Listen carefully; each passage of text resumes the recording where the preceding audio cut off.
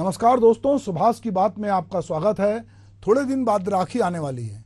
राखी जब आती है तो हमको अपनी बहनों पे बहुत प्यार उमड़ता है और हम याद करते हैं अपनी बहनों को, पर इस तरह उस तरह याद नहीं करते। कुछ कुछ तीज त्यौहार में याद करते हैं। ऐसे भाई बहन का प्रेम जो है वो बहुत ही उसकी बहुत महीन उसकी बुनावट होती है। उसको समझना उन लोगों के लिए मुश्किल है जिनकी बहनें नहीं हैं, पर जिनकी बहनें हैं वो समझते हैं वो भाई कि बहन भाई के बीच प्यार कैसा है। पर ये प्यार क्या हमेशा बना रहता है, या वो जो लाडली बहना है वो हमेशा क्या लाडली बनी रहती है। अभी मध्य प्रदेश सरकार ने रक्षाबंधन के कुछ दिन पहले जो वहाँ की लाडली बहना है योजना है, उसमें महिलाओं को 250 रुपये जो 1000 मिलता है उसको बढ़ाया है और 250 रुपये देगी, और गैस सिलेंडर के लिए जो है उसमें 450 रुपये देगी। तो लाडली बहना योजना को लेकर सरकार ने बहनों को रक्षाबंधन के पहले ये एक गिफ्ट दिया है। अभी यहाँ सवाल ये है कि सरकार तो लाडली बहना योजना चला रही है, क्या समाज में लाडली बहनों के लिए वो स्थान है जो कि भाइयों के लिए है? क्या बहन भाई के बीच अभी भी फर्क है? क्या तमाम सरकार की योजनाओं के बावजूद या नियम कानून के बावजूद क्या पिता की संपत्ति में बहनों को उतना ही हक मिल रहा है जितना भाई को है? या कोई बहन अगर अपना हक मांगे तो क्या उसके घर में उसका स्वागत होगा? या कितने भाई उदार हैं जो बहनों को पिता की संपत्ति में बराबरी की हिस्सेदारी देने के लिए तैयार हैं? कितने भाई ऐसे उदार हैं जो कहना चाहिए कि लैंगिक समानता में विश्वास करते हैं, जो आज़ादी अपने लिए चाहते हैं, क्या वो अपनी उतनी आज़ादी अपनी बहनों को देते हैं? ये बहुत सारे सवाल हैं। पर चूंकि सरकार ने लाडली बहना योजना में रक्षाबंधन के पहले बहनों को उपहार दिया है, ऐसे हम देखते हैं कि केंद्र सरकार की कई योजनाएं केवल महिलाओं के लिए। मोदी सरकार ने महिला सशक्तिकरण की दिशा में कई महत्वपूर्ण कदम उठाए। सरकार का उद्देश्य है कि महिलाएं भी पुरुषों के साथ कंधे से कंधा मिला के आगे बढ़ें। इन योजनाओं में प्रधानमंत्री उज्ज्वला योजना है, बेटी बचाओ बेटी पढ़ाओ योजना है, सुरक्षित मातृत्व आश्वासन सुमन योजना है, फ्री सिलाई मशीन योजना है, महिला सशक्तिकरण योजना है, CBSE उड़ान योजना है, सुकन्या समृद्धि योजना है। इसके अलावा महिलाओं को स्वरोजगार योजना के तहत स्वरोजगार देने के लिए 1 लाख रुपए की सहायता राशि भी उपलब्ध कराई जाती है। प्रधानमंत्री मातृत्व वंदन योजना जो है गरीब और भुखमरी से लड़ रही गर्भवती महिलाओं को सहायता प्रदान करने के लिए। तो इस योजना के दौरान गर्भावस्था के दौरान महिलाओं को 5000 रुपये और दूसरे जन्म में बच्चे के लिए 6000 रुपये की मदद मिलती है। महिला सम्मान बचत प्रमाण पत्र 2023-24 बजट में डाक घर महिला योजना भी शुरू की गई है। छत्तीसगढ़ में महतारी वंदन योजना है, मध्य प्रदेश में लाडली लक्ष्मी योजना है, कर्नाटक में भाग्यश्री योजना है, महाराष्ट्र सरकार की माझी कन्या भाग्यश्री योजना है, पश्चिम बंगाल में कन्याश्री प्रकल्प योजना है। मध्य प्रदेश सरकार ने लाडली बहनाओं को रक्षाबंधन के 18 दिन पहले राखी का उपहार भी दे दिया। वहाँ के मुख्यमंत्री डॉक्टर मोहन यादव ने 250 रुपये की सौगात लाडली बहनों के खाते में ट्रांसफर किए। आज एक बड़ा कार्यक्रम हुआ, चलिए उस कार्यक्रम का एक वीडियो आपके साथ साझा करते हैं। आज वो गाना सार्थक हो रहा है, फूलों का हार होगा सबका कहना है, 1000 में मेरी कहना है, सारी उम्र हमें संग रहना है, फूलों का हार होगा सबका कहना है, 1000 में मेरी कहना है, सारी उम्र। आज के इसके खुद के कार्यक्रम के लिए बहनों का कार्यक्रम, आपका अपना कार्यक्रम, और भगवान की दया से मध्य प्रदेश में जब हमने कहा कि यह सावन का महोत्सव रक्षाबंधन का उत्सव बनाना चाहिए तो कहां से मनाना चाहिए, तो ध्यान में आया चित्रकूट के पवित्र धाम से मनाना चाहिए। यह वाकई अद्भुत धाम है जिसपे परमात्मा की कृपा है। भगवान कामकानाथ का विराजमान है, माता मंदाकिनी, गुप्त गोदावरी, और 17 लाख साल पहले भगवान राम और भगवान भरत के अश्रुओं से ये धरती भीगी है।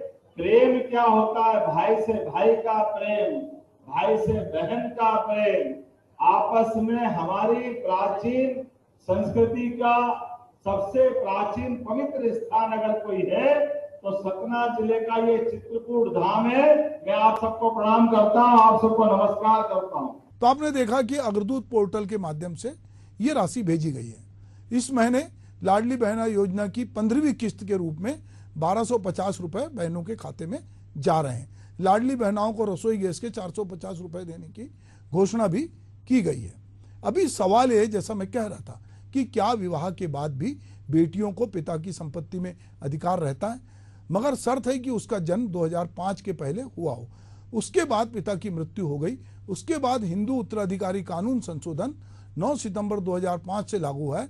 नए कानून में इस बाधा को भी दूर कर दिया गया और उसे भी पिता की संपत्ति में अपने भाई के बराबर का हिस्सा देने का काम किया गया। अगस्त 2020 में सुप्रीम कोर्ट ने एक मामले में फैसला सुनाया कि 1956 में हिंदू कोड जो बनाए जाने के समय से ही बेटियों को पिता, दादा, परदादा की प्रॉपर्टी में बेटों की तरह विरासत का हक है। अब यह फैसला महिलाओं को इससे पहले की भी पिता की स्वअर्जित या दूसरी प्रॉपर्टी को विरासत में पाने का अधिकार देता है। इसके बावजूद अगर संपत्ति पैतृक है तो पिता को इसे किसी एक बच्चे को हस्तांतरित करने का अधिकार नहीं है। इसे सभी बच्चों में बराबर बराबर बांटा जाएगा। हालांकि अगर यह पिता ने खुद अर्जित संपत्ति की है तो इसे किसी भी बच्चे को हस्तांतरित कर सकता है। पिता की संपत्ति में अधिकार का दावा करने के लिए बेटी न्यायालय जा सकती है। इसके लिए उसे दीवानी न्यायालय में मामला दायर करना होगा। दावा सही होने की स्थिति में बेटी को पिता की संपत्ति में अधिकार मिल जाएगा। यह कानून केवल हिंदू बेटियों पर ही लागू है। अल्पसंख्यक समुदाय इस दायरे में नहीं आता। मुस्लिम पर्सनल लॉ के कारण मुस्लिम को पिता की संपत्ति पे अधिकार नहीं है। अब चूंकि सरकार सबके लिए एक से कानून की बात कर रही है तो आने वाले समय में यह हो सकता है कि पूरे देश में इस तरह का भेद खत्म हो जाए। संविधान में महिलाओं को लेकर अनुच्छेद 14, 15 और 16 जैसे मौलिक अधिकार समानता के अधिकार देते हैं। लिंग के आधार से उनसे भेदभाव भी नहीं किया जा सकता। आज महिलाएं एक तरफ सफलता के नए आयाम गढ़ रही हैं तो दूसरी तरफ कई महिलाएं जघन हिंसा और अपराध का शिकार भी हो रही हैं। उनको पीटा जाता है, उनका अपहरण किया जाता है, उनके साथ बलात्कार किया जाता है, उनको जला दिया जाता है, उनकी हत्या कर दी जाती है। किसी महिला के साथ हिंसा की खबर देखते सुनते हैं तो हिंसा के खिलाफ आवाज उठाने की बजाय अपने घर की ही महिलाओं और बहनों, बेटियों पर तरह तरह के प्रतिबंध लगा देते हैं। लोगों को लगता है कि नहीं, ऐसा हो रहा है, तुम घर में रहो, ये हो गया, तुम घर में रहो। जहां कहीं भी वो देखते हैं कि महिलाओं के साथ अत्याचार हो रहा है तो एक पुरुष जो है वो चूंकि समाज की सच्चाई को जानता है, एक पिता के रूप में, भाई के रूप में, पति के रूप में, तो वो सबसे पहले ये कोशिश नहीं करता कोई कि पूरा एनवायरनमेंट ठीक हो। वो सोचता है कि पहले इनको सुरक्षित करो और उन पर रोक टोक लगाता है। जो एक प्रकार से कहा जाता है कि जो महिलाओं पर रोक टोक लगाती, भले वो सुरक्षा के कारणों से लगाई जाती है, पर वो भी एक तरह की हिंसा है। घरेलू हिंसा सभ्य समाज का एक कड़वा सच है। भारत में घरेलू हिंसा अधिनियम के तहत साल 2021 में केवल 507 मामले दर्ज किए गए, जो महिलाओं के खिलाफ अपराध के मामलों में 0.1% है, जबकि वास्तविकता में यह संख्या कई गुना अधिक है। महिलाओं को लैंगिक, शारीरिक और मानसिक यातनाएं दी जाती हैं। बलात्कार समाज में होने वाला सबसे घिनौना अपराध है। उसे अपराधों में भी अपरिचितों की बजाय परिचित भी ज्यादा ही शामिल होते हैं। अभी एक रिपोर्ट में देख रहा था कि जो लड़कियों के साथ अपराध होते हैं उनके रिश्तेदार, आसपास के लोग, परिचित लोग, दोस्त यार ही उसमें ज्यादा संलिप्त पाए जाते हैं। अपराधी अक्सर ऐसी संवेदनशील महिलाओं या बच्चियों को अपना शिकार बनाते हैं जो ना तो इनके खिलाफ ये आवाज उठा सकती, ना ही उनका सामना कर सकती। कई बार एक समूह के पुरुष या किसी दूसरी जाति के पुरुषों को नीचा दिखाने या अपनी दुश्मनी का बदला लेने के लिए भी परिवार में महिलाओं को अपना शिकार बनाते हैं। हमारे यहाँ की सारी गालियां महिलाओं के जनानांग को लेकर ही है। इसलिए कई बार लोगों को लगता है कि सबसे आसान यदि कोई शिकार है तो वो उस घर की महिलाएं, बच्चियां हैं। और यही वजह है कि घर में जो इज्जत का कथित डर होता है उसके कारण जो मामले जो है थाने तक नहीं जाते, वो दर्ज नहीं होते। तो महिलाओं का जो यौन उत्पीड़न है वो हमारे देश में बदसूरत जारी है। और इसमें जो उत्पीड़ित करने वाले लोग हैं वो महिलाओं की आयु, वर्ग, वेशभूषा, मतलब इन सब पर जो है वो ध्यान नहीं देके वो देखते हैं कि कहाँ पर महिला अकेले मिले, वो चाहे बच्ची हो, बड़ी हो, बूढ़ी हो, वो बस गाड़ी में जा रही हो, रेलगाड़ी में जा रही हो, कार्यस्थल पे हो, उनके साथ में मौखिक जो है कटाक्ष करना, व्यंग करना, टिप्पणी करना, जानबूझ के उनसे टकराना, अश्लील भाषा का प्रयोग करना आम बात है। अपराध दिन दहाड़े भी किए जाते हैं और पुलिस और आम जनता जो है कई बार इसको अनदेखा कहती है। महिलाओं के विरुद्ध हिंसा का प्रमुख कारण जो है पितृसत्तात्मक मानसिकता और पुरुष और महिलाओं के बीच शक्ति और संसाधनों का असमान वितरण है। लैंगिक जागरूकता का अभाव, पुरुषों की तुलना में महिलाओं का सामाजिक, राजनीतिक और आर्थिक रूप से कम सशक्तिकरण होना, समाज द्वारा लैंगिक हिंसा को मौन सहमति देना, पुरुष पे अत्यधिक निर्भरता, कई कारणों से जो है ये हिंसा होती है। और कानून जो है, भला ही कितने ही कानून बने हो, पर हम ये देखते हैं कि कानून के सहारे ये संभव नहीं होता और बहुत बार अपराधी जो हैं वो छूट जाते हैं क्योंकि वो कोर्ट में वो सिद्ध नहीं होते। घरेलू हिंसा को हमारी संस्कृति का एक हिस्सा बना दिया है। कई बार लोग समझते हैं कि पति अगर पत्नी के साथ मार पिटाई कर रहा है तो वो उसका अधिकार है, इस तरह का भी हमारे यहाँ है। हम ये देखते हैं कि हमारे समाज में जो लड़कों की तुलना में लड़कियाँ ज़्यादा कुपोषित हैं, और जो कुपोषित जो है स्त्रियाँ जब माँ बनने की स्थिति आती तो उनके बच्चे भी जो हैं वो कमज़ोर होते हैं और बाद में वही बच्चे जो है शारीरिक और मानसिक रूप से कमज़ोर निकलते हैं। तो हम एक देखते हैं कि जब एक स्त्री सशक्त होती है तो उसका पूरा परिवार सशक्त होता है और वो सशक्तिकरण पूरे समाज में दिखता है।